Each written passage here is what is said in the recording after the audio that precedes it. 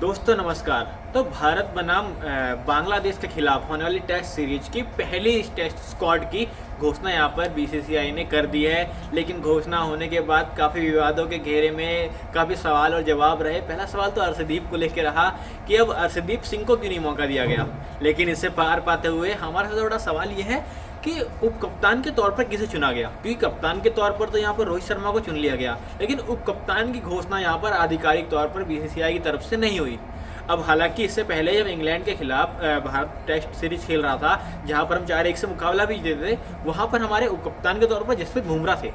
अब क्या जसप्रीत बुमराह को यहाँ पर हटाया गया है क्योंकि जसप्रीत बुमराह को अब उप कप्तान की उपाधि वहाँ पर नहीं दी गई, उनके नाम के आगे उधर एक वीसी जो लिखा था वो वीसी लिखा हुआ नहीं आया। तो सबसे बड़ा सवाल ये था कि उप कप्तान के तौर पर क्या टीम किसी और को देख रही है, क्योंकि बुमराह के साथ सबसे बड़ी दिक्कत ये रहती है कि वर्कलोड मैनेजमेंट, क्योंकि एक बहुत इंपॉर्टेंट एसेट है और अगर आप उनको कप्तानी का लोड दे दें या फिर कप्तानी का लोड दे देते हैं तो वो काफ़ी चर्चाओं में रहेगा। क्योंकि अगर बुमराह के प्रदर्शन में गिरावट आती है तो टीम के प्रदर्शन में भी गिरावट आएगी, क्योंकि अभी तक आप देखेंगे 2024 के वर्ल्ड कप से लेकर या तो श्रीलंका की सीरीज से लेकर भारत के जो गेंदबाज हैं उनका दबदबा रहा है। तो किसी भी तरह का प्रेशर देके गेंदबाजी को कमज़ोर करना ये काफ़ी मुश्किल डिसीजन रहेगा लेना।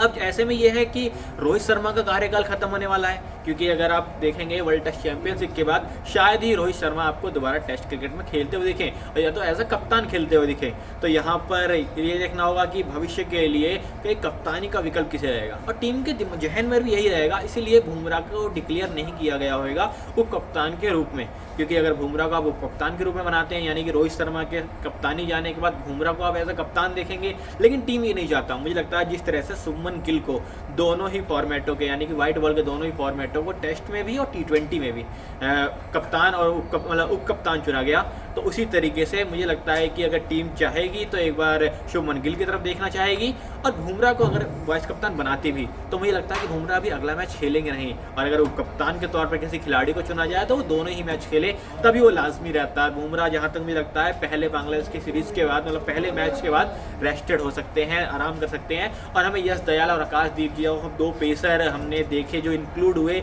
दिलीप ट्रॉफी में अच्छी परफॉर्मेंस के बाद, वो वहाँ पर मोहम्मद सिराज के साथ गेंदबाजी करते हुए दिखाई दे सकते हैं।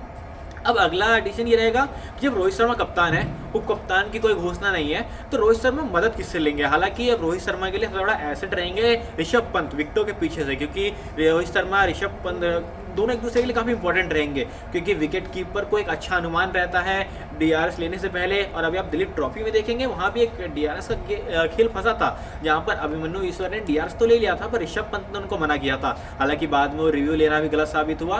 तो ऋषभ पंत रोहित शर्मा के लिए एक वैल्यूएबल एसेट दिखेंगे। अब हालांकि टीम में केएल राहुल और विराट कोहली भी हैं। अब विराट कोहली एक वैल्यूएबल एसेट है टीम के लिए, क्योंकि काफ़ी वरिष्ठ खिलाड़ी हैं, और केएल राहुल जाने जाते हैं अपनी सटीकता के लिए, क्योंकि उनका डिसीजन मेकिंग और उनका डीआरएस काफ़ी कम बार देखा गया है कि फेल होता हो। तो रोहित शर्मा केएल राहुल पर भी काफ़ी भरोसा जताते हैं। तो एक वर्कलोड मैनेजमेंट के चक्कर में मुझे लगता है कप्तान की घोषणा यहाँ पर करी नहीं गई है। रोहित शर्मा के साथ यहाँ पर ऋषभ पंत, केएल राहुल और विराट कोहली, ये तीन एसेट होंगे जिनकी मदद लेके रोहित शर्मा गेम को आगे बढ़ाएंगे। अब उनके बाद देखेंगे कि जब रोहित शर्मा कप्तान थे उसके बाद दूसरा कप्तानी का दावेदार, यानी कि एक आपका सहपाठी जो आपका दूसरा कप्तान बनेगा, उसके तौर पर ऋषभ पंत को देखा जाता था।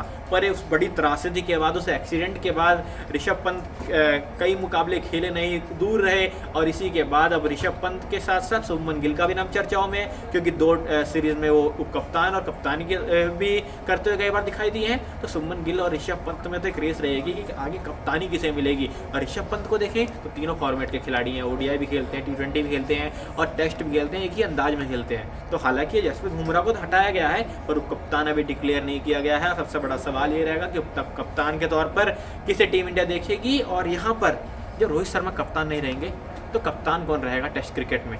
आप फिर राय जरूर दीजिएगा इस बारे में कि आपको कौन लगता है कौन होना चाहिए कप्तान, कमेंट करके जरूर बताइएगा। और अगर आपको वीडियो पसंद आया तो वीडियो को लाइक कीजिएगा, चैनल को सब्सक्राइब जरूर कर दीजिएगा।